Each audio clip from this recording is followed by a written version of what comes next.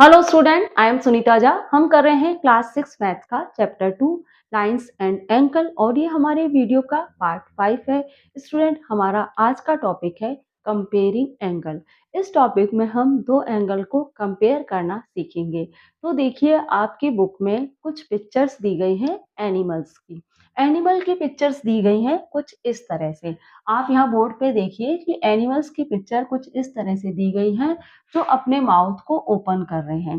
कुछ एनिमल तो अपने माउथ को बहुत छोटा-सा ओपन कर रहे हैं और कुछ एनिमल अपने माउथ को वाइडली ओपन कर रहे हैं। और आप देख रहे हैं कि एनिमल्स के माउथ ओपन करने से कुछ एंगल्स फॉर्म हो रहे हैं। तो यहाँ पे आपसे क्वेश्चन किया गया है कि क्या आप इन एनिमल्स के माउथ ओपन करने पे जो एंगल्स बन रहे हैं, उनकी मार्क कर सकते हैं the arm and vertex of each one. तो क्या आप इनकी आर्म और वर्टेक्स मार्क कर सकते हैं? तो बिल्कुल हम इनके आर्म और वर्टेक्स मार्क कर सकते हैं। और आपसे क्वेश्चन किया गया है arrange the angle in this picture from smallest to larger. और जो भी एंगल्स बन रहे हैं उन्हें आप स्मॉलेस्ट टू लार्जर अरेंज भी करिए। तो हम क्या करते हैं, सबसे स्मॉल एंगल जो एनिमल बना रहा है वहां से स्टार्ट करते हैं आर्म और वर्टेक्स बनाना, और हम स्मॉलेस्ट टू लार्जर भी अरेंज करते चले जाएंगे। ठीक है, तो आप देख रहे हैं कि सबसे स्मॉल एंगल कौन सा एनिमल बना रहा है। सबसे स्मॉल एंगल बना रही है फिश। और फिश कुछ इस तरह का एंगल बना रही है। फिश के माउथ ओपन करने से कुछ इस तरह का एंगल बन रहा है। तो आपने क्या करा, फिश के माउथ ओपन करने से थोड़ा सा उसको बड़ा बनाऊं वरना आपको दिखाई नहीं देगा। तो सबसे स्मॉल एंगल बना रही है फिश, और फिश के माउथ ओपन करने से कुछ इस तरह का एंगल बन रहा है। इस तरह का एंगल बन रहा है। टू आर्म निकल रही हैं, और आप मान लीजिए ये वर्टेक्स है, इसे हम ए मान लेते हैं। एक आर्म हो गई बी और दूसरी आर्म हो गई सी। तो हमने क्या करा कि फिश ने माउथ ओपन किया तो हमने दो वर्टेक्स भी बना दी, ए नाम दे दिया, और ए बी आर्म बना दी और ए सी आर्म बना दी, जिसे हम रे भी कह सकते हैं। ठीक है, तो हमने आर्म और वर्टेक्स बना दी हैं, और हम इसको स्मॉलेस्ट टू लार्ज अरेंज भी कर रहे हैं। सबसे स्मॉल हमने एंगल बना लिया है। अब आप देख रहे हैं कि क्रोकोडाइल के माउथ ओपन करने से कुछ इस टाइप का एंगल बन रहा है। क्रोकोडाइल अपना माउथ ओपन कर रहा है और कुछ इस टाइप का एंगल मिल रहा है आपको। क्रोकोडाइल के माउथ ओपन करने से कुछ आपको इस टाइप का एंगल मिल रहा है। इस टाइप का एंगल मिल रहा है आपको। तो यहाँ पे तो आपको इतना स्मॉल सा एंगल मिला है, यहाँ पे आपको थोड़ा लार्ज एंगल मिल रहा है। तो आप देख रहे हैं कि इस टाइप का एंगल बन रहा है क्रोकोडाइल के माउथ ओपन करने से। तो इसको भी नाम दे दीजिए, वर्टेक्स को हम एक्स नाम दे देते हैं, और एक्स और इस आर्म को हम एक्स वाई कह देते हैं, और इस आर्म को हम एक्स जेड कह देते हैं। अब आप देखिए कि थर्ड फिगर जो है स्नेक का है, उसके माउथ ओपन करने से किस तरह का एंगल बन रहा है। स्नेक जब माउथ ओपन करना है तो कुछ इस तरह का एंगल बन रहा है, इस टाइप का एंगल बन रहा है। ठीक है, इसको ये वर्टेक्स है, इसको हम नाम दे देते हैं एल, और ये जो आर्म्स हैं इनको हम नाम दे देते हैं एल एम और एल एन। इन्हें हम एल एम और एल एन नाम दे देते हैं। तो हमने क्या करा, स्मॉलेस्ट से लार्जर लार्जेस्ट अरेंज भी करते जा रहे हैं हम, और आर्म और वर्टेक्स के नाम भी देते जा रहे हैं। क्लियर। अब आप देख रहे हैं कि जो आपका लास्ट फिगर है, एक फिगर जो है वो एक स्पैरो है जो अपना माउथ ओपन कर रही है। और स्पैरो जब माउथ ओपन कर रही है तो आप देख रहे हैं कुछ इस तरह का एंगल बन रहा है, इस टाइप का एंगल बन रहा है। इस टाइप का एंगल आपको मिल रहा है स्पैरो के माउथ ओपन करने से। तो इसको भी नाम दे देते हैं, पी क्यू आर नाम दे देते हैं। वर्टेक्स हो गए पी, एक आर्म है पी क्यू, और दूसरी आर्म क्या है, पी आर है। तो क्लियर हुआ यहाँ तक आपको। अब आपकी बुक में आगे क्या है, आपकी बुक में कहा जा रहा है कि भाई इन एंगल्स को तो हम इजीली कंपेयर कर पा रहे हैं कि कौन सा स्मॉल है और कौन सा लार्ज है, लेकिन कभी कभी एंगल कुछ इस तरह से बन जाते हैं कि कंपेयर कर पाना मुश्किल हो जाता है कि कौन सा लार्ज है और कौन सा स्मॉल है। बहुत ही माइनर डिफरेंस होता है दो एंगल के बीच में। तो ऐसी कंडीशन में कंपेयर करना बड़ा मुश्किल होता है। जैसे देखिए, मैं यहाँ पे दो एंगल बना रही हूँ। एक एंगल मैंने ये बनाया और एक एंगल मैंने बनाया ये। अब इन दो एंगल को देख के आप बता सकते हैं क्या कि कौन सा स्मॉल है और कौन सा लार्ज है। तो बहुत ही माइनर डिफरेंस होता है जब दो एंगल्स के बीच में। तो कैसे कंपेयर करें, कि कौन सा स्मॉल है और कौन सा लार्ज है। इसके लिए आपकी बुक में एक पैटर्न बताया है सुपर इम्पोजिशन एंगल्स का। सुपर इम्पोजिशन करके आप मालूम कर सकते हैं कि कौन सा एंगल स्मॉल है और कौन सा लार्ज है। वह मैं आपको नेक्स्ट स्लाइड में बताती हूँ। Comparing angle by super imposition. अब सुपर इम्पोजिशन से आप एंगल कंपेयर कैसे कर सकते हैं वह हम समझते हैं। Any two angles can be compared by placing one over to other by superimposition. आप क्या करिए, दो एंगल लीजिए और दोनों एंगल को एक दूसरे के ऊपर रख के आप मालूम कर सकते हैं कि कौन सा एंगल बड़ा है और कौन सा एंगल छोटा है, और यही है super imposition. While imposing, the vertex of the angle must overlap one of the arm in both of the arm। अब सुपर इम्पोजिंग करते समय आपको इस बात का ध्यान रखना है कि आपने दो एंगल लिए हैं, तो दो एंगल अगर आपने लिए हैं तो दोनों एंगल्स की जो वर्टेक्स है वो ओवरलैप करें, और दो एंगल्स की जो आर्म है वो आर्म भी ओवरलैप करें। इस बात का आपको ध्यान रखना है। देखिए, इसे आप अच्छे से समझिए। मेरे पास दो एंगल हैं, एंगल 1 है ABC और एंगल 2 है PQR। दो एंगल मेरे पास हैं। अब हमने क्या करा कि एंगल ABC को लिया। एंगल ABC कुछ इस तरह का है। एंगल ABC कुछ इस तरह का है। तो यहाँ पे वर्टेक्स क्या है, इसमें B है। वर्टेक्स क्या है, इसमें B है। आर्म क्या है, BA है। आर्म BA है और BC है। तो एक एंगल तो आपके पास ये है ABC, और दूसरा एंगल आपके पास क्या है, यहाँ देखिए PQR। अब हम सुपर इम्पोजिशन मेथड से मालूम कर रहे हैं कि इन दोनों एंगल में से कौन सा एंगल लार्ज है। तो इसके लिए आपको क्या करना है, PQR की जो वर्टेक्स है Q, आप देख रहे हैं PQR की जो वर्टेक्स Q है ना, इसे आप बिल्कुल ओवरलैप कर दीजिए B के ऊपर। बिल्कुल B के ऊपर ओवरलैप कर दीजिए PQR की वर्टेक्स को। और क्यू आर जो आर्म है, क्यू आर आर्म, आप इस वाली आर्म को भी ले सकते हैं। दोनों आर्म में से कोई भी एक आर्म, दोनों आर्म या तो आप पी क्यू ले लीजिए, या तो आप क्यू पी ले लीजिए, या फिर क्यू आर ले लीजिए। तो क्यू आर लेना ज्यादा आसान रहेगा। तो दोनों आर्म में से कोई भी एक आर्म आप ऐसा करिए, उस आर्म को भी ओवरलैप करिए। तो हम क्या करते हैं, बीसी आर्म के ऊपर क्यू आर आर्म को ओवरलैप कर देते हैं। तो बीसी आर्म तो ये है ही, इसके ऊपर हम क्यू आर आर्म को भी ओवरलैप कर देते हैं कुछ इस तरह से। अब आपने क्या करा, बी और क्यू वर्टेक्स ओवरलैप कर दी। फर्स्ट एंगल की बी वर्टेक्स और सेकंड एंगल की क्यू वर्टेक्स ओवरलैप कर दी, और आपने फर्स्ट एंगल की बीसी आर्म और सेकंड एंगल की क्यू आर आर्म भी ओवरलैप कर दी। अब दोनों आर्म ओवरलैप हो गई है, तो आप क्या देख रहे हैं कि यहाँ पे ये जो B A B C angle है, उसकी जो सेकंड आर्म है वह इधर आ रही है। ए बी सी एंगल की सेकंड आर्म तो इधर आ रही है, लेकिन पी क्यू आर एंगल है, उसकी सेकंड आर्म कुछ इधर जा रही है। PQR एंगल जो है उसकी सेकंड आर्म इधर जा रही है। तो आप क्या देख रहे हैं, आप यहाँ पे देख रहे हैं कि भाई वर्टेक्स भी ओवरलैप थी, आर्म भी ओवरलैप थी, फिर भी एक एंगल की आर्म तो एक एंगल तो बन रहा है इतना सा।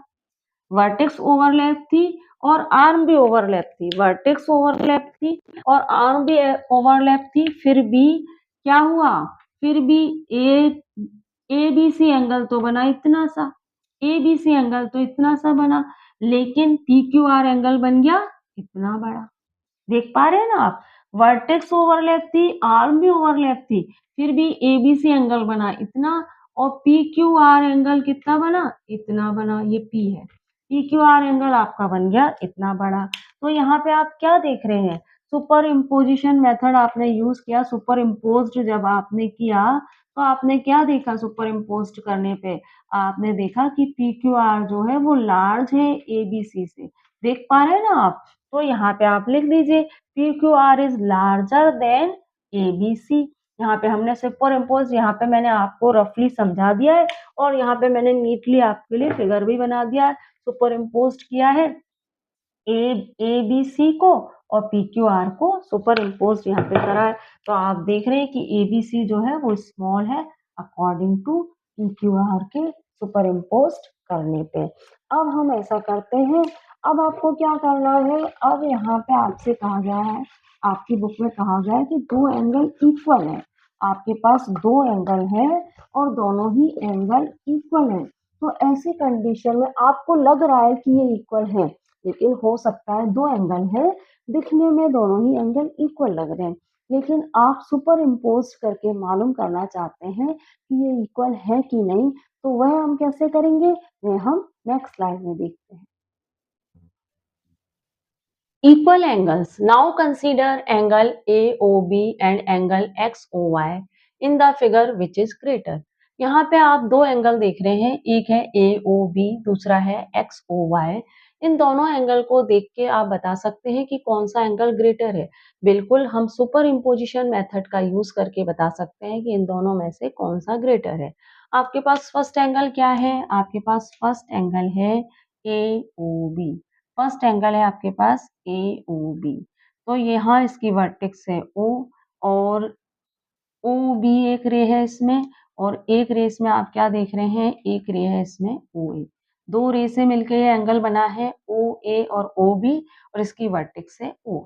सेकंड एंगल जो आपके पास है XOY है, इसकी वर्टेक्स भी O ही है। तो आपको करना क्या है, सेकंड एंगल की जो O वर्टेक्स है इसे फर्स्ट एंगल की O वर्टेक्स पर ओवरलैप कर देना है, ठीक है। फिर आपको क्या करना है कि सेकंड रे की जो दो रेज है OX और OY, इन दोनों रे में से कोई एक रे आप लेंगे और अगर आप OX रे ले रहे हैं तो उसे OA रे पर ओवरलैप करिए। अगर आप OY रे ले रहे हैं तो आप OB रे के ऊपर ओवरलैप करिए। हम ऐसा करते हैं, OY रे लेते हैं, OY रे को हम OB रे के ऊपर ओवरलैप करते हैं। तो हमने क्या करा, OY रे को लिया, सेकंड एंगल को उठाया और उसकी O वर्टेक्स को फर्स्ट एंगल की O वर्टेक्स के ऊपर रखा और उसकी OY रे को फर्स्ट एंगल की OB रे के ऊपर ओवरलैप किया। तो OY रे हमने ओवरलैप करी कुछ इस तरह से OB रे के ऊपर। अब आप क्या देख रहे हैं कि यहाँ पे वर्टेक्स, फर्स्ट एंगल की वर्टेक्स और सेकंड एंगल की वर्टेक्स ओवरलैप हो रही हैं और फर्स्ट एंगल की OB रे और सेकंड एंगल की OY रे भी ओवरलैप हो रही हैं। इसके साथ साथ आप क्या देख रहे हैं कि फर्स्ट एंगल की OA रे और सेकंड एंगल की OX रे भी ओवरलैप हो रही हैं। सेकंड एंगल की OX रे भी ओवरलैप हो रही है। इसकी क्या करते हैं, इसकी ए यहाँ बना देते हैं। तो आप देख रहे हैं कि सेकंड एंगल की OX रे और फर्स्ट एंगल की OA रे भी आपस में ओवरलैप हो रही हैं। इससे आपको क्या पता पड़ा, इससे आपको ये पता पड़ा कि दोनों ही एंगल इक्वल हैं, क्योंकि ओवरलैपिंग हो रही है। ओवरलैपिंग तभी होती है जब आपके पास दो ऑब्जेक्ट इक्वल हो, तभी ओवरलैपिंग होती है। और किस तरह से ओवरलैपिंग करी हमने, ये भी हमने जान लिया। वर्टेक्स को ओवरलैप किया और एक आर्म को ओवरलैप किया। तो अगर ये दोनों आर्म इक्वल आ रही हैं, अगर दोनों ही आर्म ओवरलैप हो रही है, इसका मतलब ये एंगल इक्वल है। अगर दोनों आर्म ओवरलैप नहीं होती तो ये वाली आर्म क्या होती, सेकंड वाली आर्म या तो आ, या तो छोटी पड़ जाती, या तो इधर आती या फिर इधर आती, लेकिन यहाँ पे ये इक्वल आ रही है। तो हमने यहाँ पे लिख लिया है angle OAB, angle XOY are equals. अब आगे देखिए, आगे क्या लिखा है, the corner of the both of these angle match. यहाँ पर ये दो एंगल जो है, एक तो AOB और XOY, इनके ये जो कॉर्नर आप देख रहे हैं ना, ये जो कॉर्नर्स हैं ये भी मैच कर रहे हैं। मैच करने का मतलब क्या है, ओवरलैप कर रहे हैं एक दूसरे के ऊपर। एक दूसरे के ऊपर यहाँ आप देखिए, मैंने अच्छे से बनाया है, एक दूसरे के ऊपर ओवरलैप कर रहे हैं इनके corner. And the arm overlap with each other, और इनके आर्म भी हैं वो भी ओवरलैप हो रही है। OB के ऊपर OY ओवरलैप हो रही है और OA के ऊपर OX ओवरलैप हो रही है। आई होप आपको क्लियर हो रहा होगा। So the angle are equal in size. इससे हमें पता पड़ता है कि ये जो एंगल है वे साइज में इक्वल है।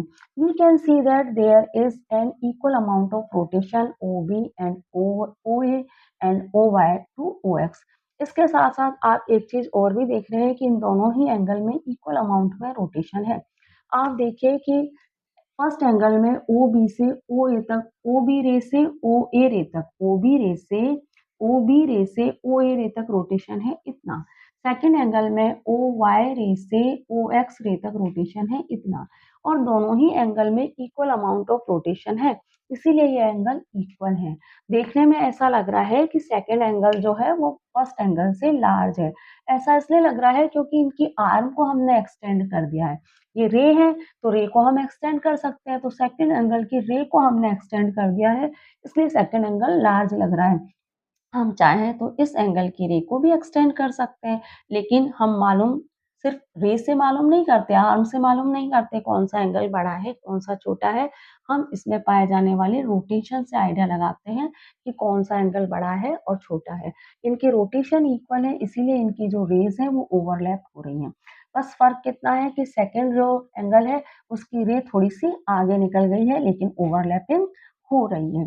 ठीक है? तो आपने यहाँ पे ये जो हमारा टॉपिक है कंपेयरिंग एंगल, इसमें जाना कि हम 2 एंगल्स को किस तरह से कंपेयर कर सकते हैं सुपर इम्पोज़िशन मेथड का यूज़ करके, और यह भी पता कर सकते हैं कि ये एंगल इक्वल है या नहीं। अब आपने देखा कि सुपर इम्पोज़िशन मेथड कितना वर्क करता है मैथमेटिक्स में। एंगल्स को कंपेयर करने में, लाइन्स को कंपेयर करने में, और भी कोई फिगर है तो हम उसे भी कंपेयर कर सकते हैं सुपर इम्पोज़िशन मेथड से। मैथमेटिक्स के अलावा साइंस में भी सुपर इम्पोजिशन मेथड बहुत वर्क करता है। साइंटिस्ट कोई भी प्रजाति के एनिमल्स हैं तो उनके पार्ट्स को सुपर इम्पोजिशन मेथड यूज़ करके कंपेयर कर सकते हैं, उनकी स्टडी कर सकते हैं। इसके अलावा हम हमारी डेली लाइफ में भी इस मेथड को काफ़ी यूज़ करते हैं। आपने महसूस किया होगा कि आपके पास 2 ऑब्जेक्ट हैं, तो उसमें से कौन-सा छोटा है, कौन-सा बड़ा है। आप सुपर इम्पोज़िशन मेथड यूज़ करके मालूम करते हैं कि किस ऑब्जेक्ट को कहाँ यूज़ किया जा सकता है। तो हमने यहाँ पे कंपेयरिंग एंगल हमारा ये जो टॉपिक था वो कंप्लीट कर लिया है, और जाना कि सुपर इम्पोज़िशन मेथड क्या है। अब हम ऐसा करेंगे, हमारे नेक्स्ट वीडियो में मिलेंगे, वहाँ पे हम करेंगे इसी टॉपिक से रिलेटेड फिगर इट आउट के कुछ क्वेश्चंस। तो स्टूडेंट, अगर आपको वीडियो कैसे लग रहे हैं, आप पहले तो आप मुझे कमेंट्स बॉक्स में बताइए कि आपको वीडियो कैसे लग रहे हैं, और अगर आपको वीडियो अच्छे लग रहे हैं तो आप चैनल को लाइक शेयर सब्सक्राइब करना मत भूलिएगा। मिलते हैं हमारे नेक्स्ट वीडियो में। Thank you for watching.